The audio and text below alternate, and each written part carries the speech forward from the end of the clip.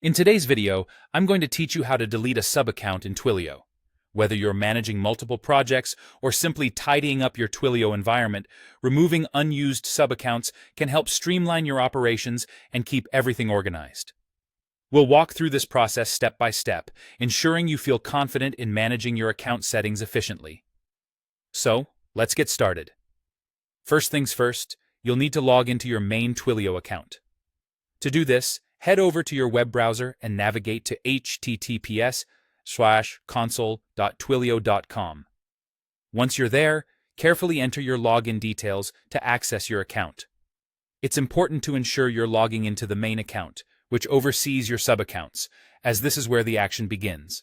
Once logged in, you'll find yourself on the Twilio console homepage. From here, look towards the left-hand menu where you'll see a section labeled Admin. Hover over or click on Admin to expand your options and then move to Account Management.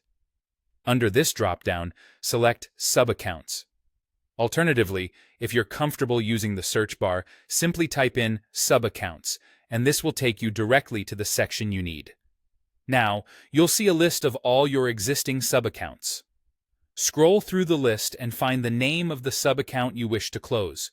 When you've identified it, give it a click. This will bring you to the Subaccount's dashboard, where you can manage various settings pertinent to this specific account. On the Subaccount dashboard, your task is again to turn your attention to the Admin section. Navigate to Account Management. Here you're given several options concerning account management tasks. Now, you'll want to scroll down to the very bottom of the page. This is where the option to close the account resides.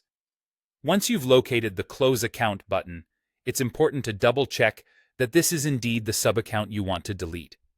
Closing an account is a permanent action, and you want to avoid any mistakes here.